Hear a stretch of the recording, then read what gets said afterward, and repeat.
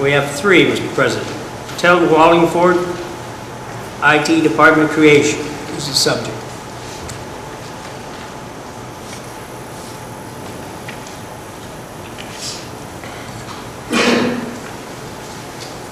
Hello, Council. Hello, Mr. Mayor. My name is Ted Wallingford. I'm an IT consultant with Best Technology. Could you just state your name and address for the record? Ted Wallingford, 260 Burns Road. Okay. Good.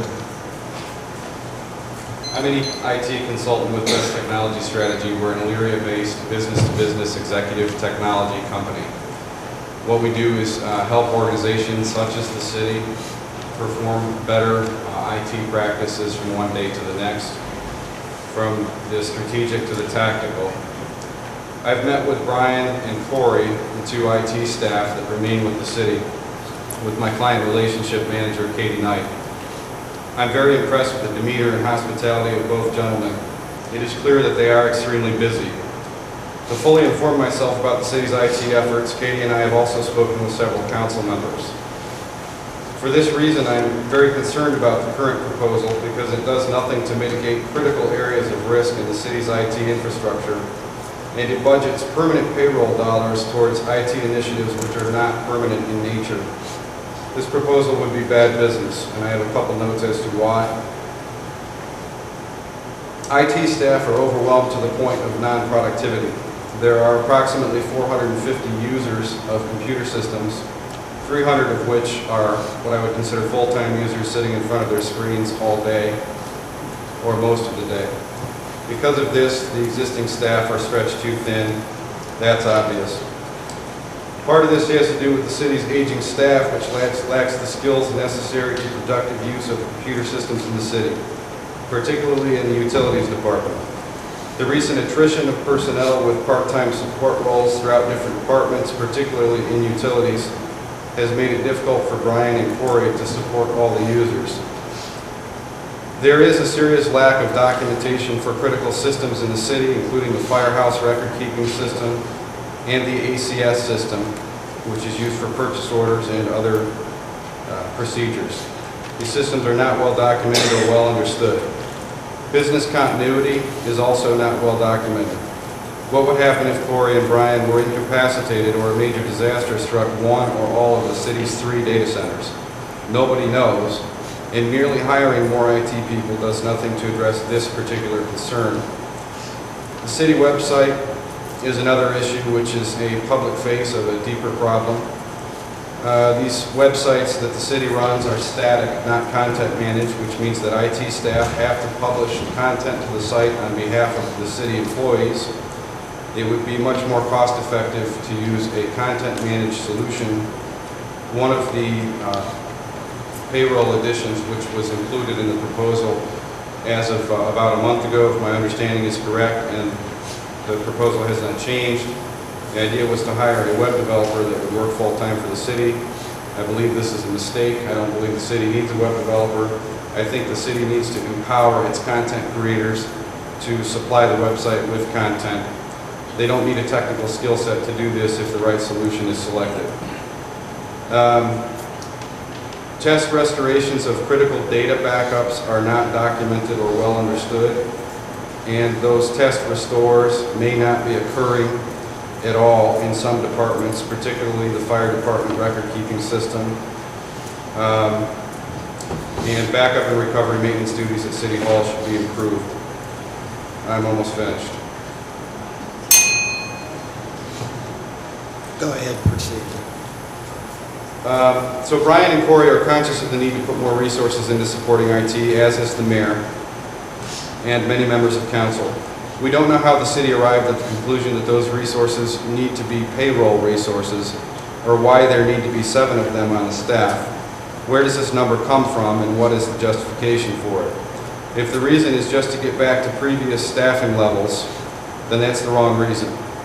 Why would the city hire full-time permanent employees for project-oriented objectives when 1, the city has serious financial issues, and 2, the objectives of this proposal have not been concisely laid out? In other words, what are we trying to accomplish from a technology standpoint? Which projects have priority? and have those priorities dictated this proposal? My opinion is that they have not. I also don't believe those priorities have been adequately and concisely identified. I already covered the web developer piece. There is also a part of the proposal that suggests hiring 2 or more help desk support technicians to support the users in the city. It would be wise for the city to undergo a, as brief as possible, period of documenting actual help desk activity in order to ascertain the need. Do we need 2 or more? Do we need 1? This hasn't been done. And also to determine which specialties or departments each proposed support technician ought to address. This hasn't been done either. Turnover among full-time IT personnel is relatively high, so finding the right fit with a new employee is very important. In other words, start with contractors, get to know them, and hire them permanently.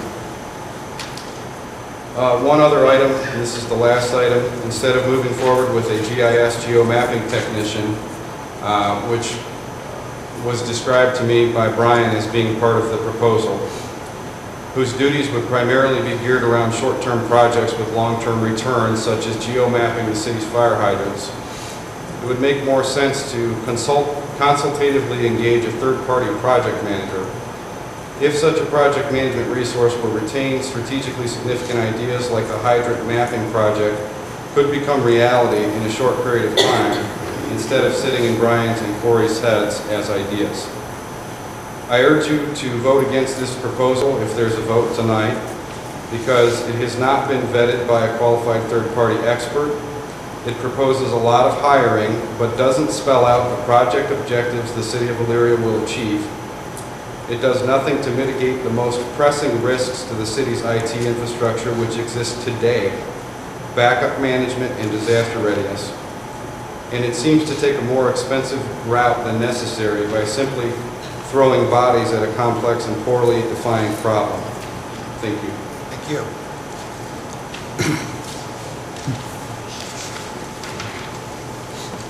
Larry Klipstein, IT Department.